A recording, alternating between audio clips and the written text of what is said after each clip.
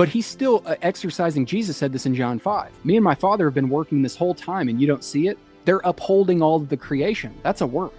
Yeah. So even in his rest, he's still working in the sense that he's exerting, to uphold all of creation by the word of his power. But he's not creating ex nihilo. So his work has been finished since the creation of the world. So God's rest is that seventh day, right? When he ceased from his work. Yeah. Okay. For somewhere he has spoken about the seventh day in these words. On the seventh day, God rested from all his works. And again, in the passage above, he says, they shall never enter my rest. Therefore, now this is where it really becomes crucial. Pay very close attention here. Okay. Therefore, since it still remains for some to enter that rest, and since those who formerly had the good news proclaimed to them did not go in because of their disobedience, God again set a certain day, calling it today. So when can you enter God's rest? Today. Okay, perfect. This he did when a long time later he spoke through David, as in the passage already quoted. Today, if you hear his voice, do not harden your hearts. So again, I want to point out one thing here. Because the original audience of this, being Jewish people, could have easily been tempted to think, well, that rest was for my ancestors to enter into back in Canaan. They already did that. Yeah. But no. In verse 8 here, he says, for if Joshua had given them rest, God wouldn't have spoken later about another day. So where did he speak about the other day? Well, through the Psalter that we just read numerous times, that he cited over and over. Well, the Psalter's 500 years after Canaan. So if 500 years after Canaan, the Psalter's saying there remains a rest for us to enter into, it obviously wasn't Canaan that was the substance, right? Yeah. And we just read how it's today, if you don't harden your hearts and believe the gospel, you can enter into God's rest. But now here's where it gets the kicker. Here's these three verses, okay? For if Joshua had given them rest, God would not have spoken later about another day. There remains then a Sabbath rest. This is a unique word. Yeah, Sabbath rest. The rest of the rests, as you see, are just rest or God's rest. There are two words being used here in the Greek, and I don't typically talk about Greek unless I know what I'm talking about, okay? I'm just putting that out there. I'm not a Greek grammarian, but I've asked the members. I've done this in the members only stream where I've shown the homework on this. Okay.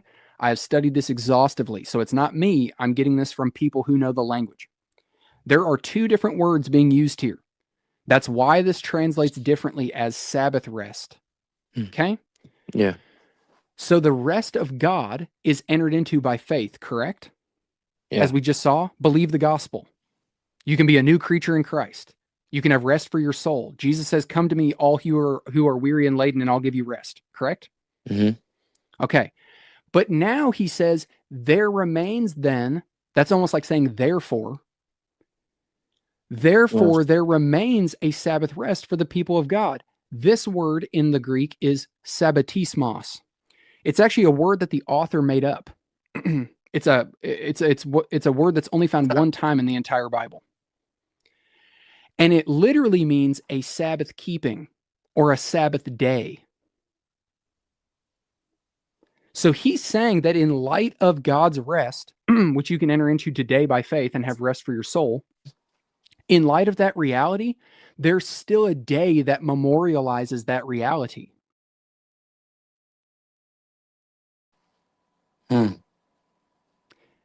There remains then a Sabbath rest for the people of God. So there's the rest of God, but then there's this Sabbath day that also remains. And we're going to tie this back to the 10 Commandments, by the way, where I'm going to point something out to you. Okay. But then verse 10, and this is where all of it hinges. And I'm going to switch to the NASB in a second and show you why. He says, for anyone who enters God's rest also rests from their works, just as God did from his. What do you think is being said here? If anyone enters God's rest, therefore they're also entering. Can you repeat that? I'm sorry. No, you're good. And I'll just go to the NSB. So this rendering, the NIV is a great thought for thought translation. It's not a good word for word translation. Okay. Okay. And you're going to see why.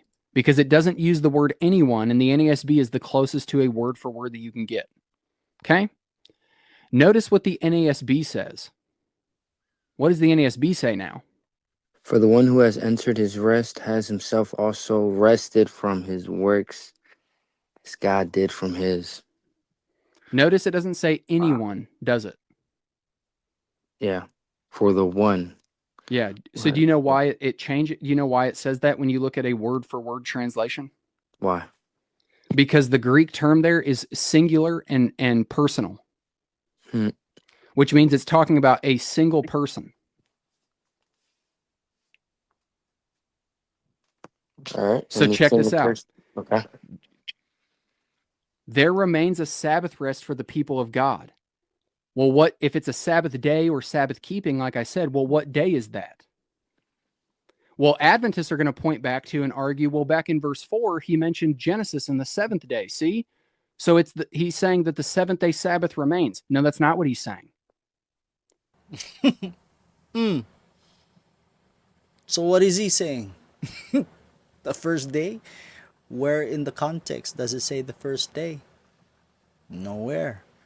And verse 10, where he says, Hebrews 4 verse 10, for the one who has entered his rest has himself also rested from his works.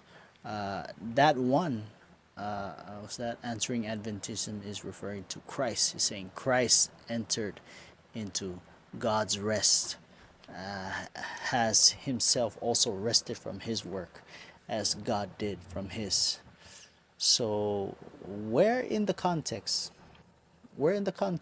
does it say that one refers to Christ and just Christ?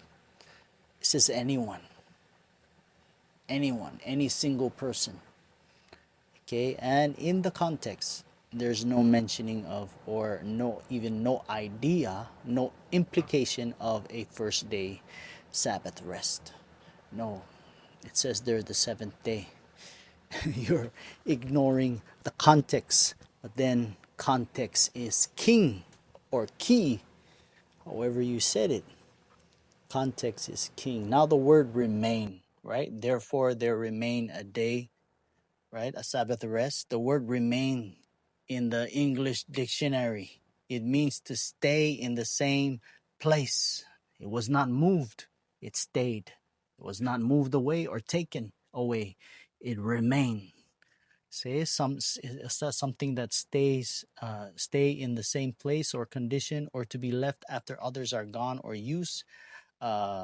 Something that stayed behind. It was not taken away or removed. Something that was left over or to continue to be the same, right? Nothing changed. So here in the Greek, the word remain is apoleipo. It means to leave and to leave behind. You can touch all these things, but leave that thing alone. You can take all these things away, but leave that thing behind. Okay? That is what the word means. Okay? The rest in Hebrews chapter 4 is left behind, while other things, others, the other stuff were taken out or taken away. What was taken away? The Levitical priesthood was taken away, was taken out and replaced by Christ, the eternal heavenly high priest. The animal sacrifices were replaced. They were taken out, taken away. They were replaced by Christ's once and for all sacrifice and by his blood. No more the blood of animals, bulls and calves and goats and sheep, but the blood of Christ. The temple and its services were replaced, taken away, replaced by Christ's heavenly ministry in the heavenly temple made without human hands. So yes, these were all taken away, but the Sabbath rest remained for God's people. It was not taken away. And there's nowhere in the context that gives an idea of the first day. Nope. Sunday does not point to the new creation. No. Because Moses was a new creation, or is a new creation in Christ. And in the Old Testament, he was a new creation, and he kept the seventh-day Sabbath holy according to the law that Jesus gave. Jesus himself gave the 10 commandments. Okay, he was the I am in the burning bush, who met up with Jesus, met up with Moses. Okay, and he's the same in the cloud, the pillar of cloud, pillar of fire. He was the one on the rock where water came out from. He was the same one who came on top of the mountain, Mount Sinai, and spoke the 10 commandments to Israel. So you cannot separate the Sabbath from Christ.